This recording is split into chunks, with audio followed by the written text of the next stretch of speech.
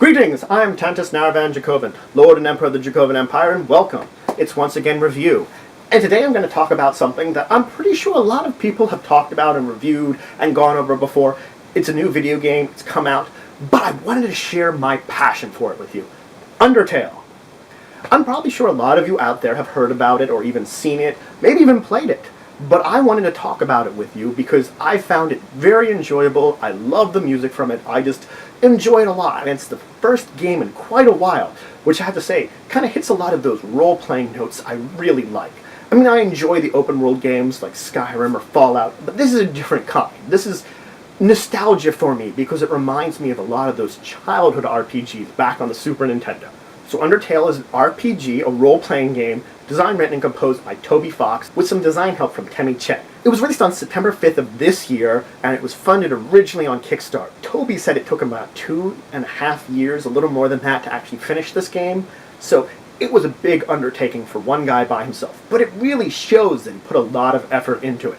So the basic plot is you're playing as this human that falls into this underground. Now the underground has been acting as a prison for monsters. They were imprisoned after this war between humans and monsters in which monsters lost. They were imprisoned underground, and now you've fallen into it. And the game takes place as your interaction with the various monsters and beings that you find in this underground. Now, you can have different attitudes here. You can try to be very peaceful. You can sort of be very kill them all to all the monsters you encounter. And depending on your choices here and kind of what route you choose to take depends on your ending. You could sort of go in the middle between it. There are a lot of variations on the end. There's sort of three main basic endings, but there's sort of iterations in between them that little decisions you make in the course of the game affects the overall entire ending. So you might have done certain things differently than someone else, and the basic final battles might be similar, but the very ending will sound differently. So like the resolution of the game actually is dependent on a lot of the decisions you make in the course of the game. And it's little things like that that make it very interesting and dynamic, that you can play through so many times and actually have different endings depending on the little things you do differently. Now granted, there's two big routes here, but I'll talk about them in a minute. So I don't want to get into any spoilers here because this game is the kind that you don't want to spoil to people. So I'll talk about some basic things. Now the graphics are very reminiscent of those that I would have seen on like Super Nintendo. It reminds me of things like Final Fantasy VI and Chrono Trigger. Those are the games it really reminds me of because it has this very good combination of graphics and music and storytelling. And the graphics aren't like super great, but the graphics at the time for those games were pretty damn good. And they combined very well with story and music and characters. And that's what this game has. It has graphics really similar to those, and then it combines that with really good music and very good writing and incredible characters. The writing can be so hilarious, and the writing varies so much.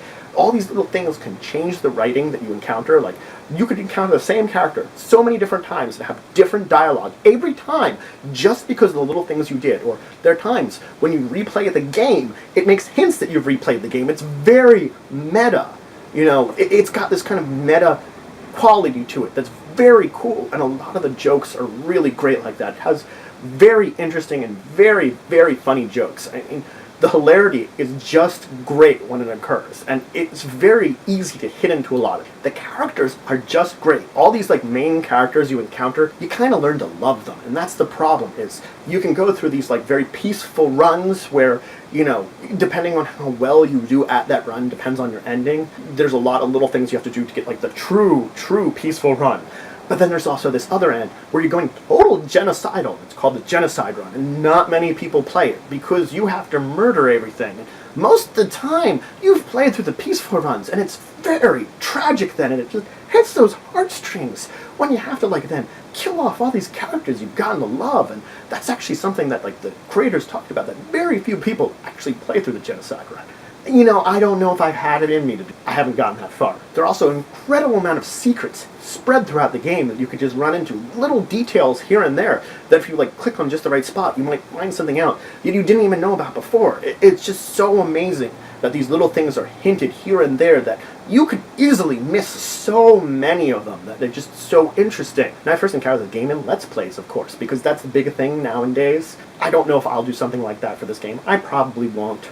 I'm not that big into that yet. Maybe I will be if someone's really interested in it. Maybe I'll try some of those out for certain games, especially things I review.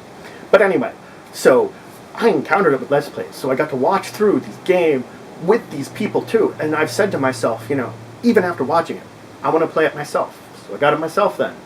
I don't have a huge game budget, unfortunately, and that could fit in my budget. So, of course, I've watched some of Markiplier's play through and Mathis Games. Mathis Games is still going at it. Markiplier's changing the way he's doing it. I finished Lord Minion 777. His playthrough went through. And Bear Taffy. Bear Taffy's is my favorite. I love his voice for doing these. He does really great voices for the characters. If you just want to watch a Let's Play of it, I recommend his. I do recommend his a lot. But anyway, so that's Undertale. I recommend it highly. If you want to play the game, get it. If you just want to watch it, I recommend watching someone do a Let's Play. If you have a favorite Let's Player, watch them. I said a few that I've enjoyed, some people that are still doing it, and the one that I still have to say is my favorite. So anyway, that's it for today. If you have any comments or questions, just leave them down below. Please subscribe. We're always looking for more citizens. Like this video if you enjoyed it, and then share it. Like, spread the word. I'm always looking for more people, so you, as a citizen of the Empire, once you join, are a great way of spreading the word along to different people. So please, do so. Anyway, until the next time, I bid you farewell.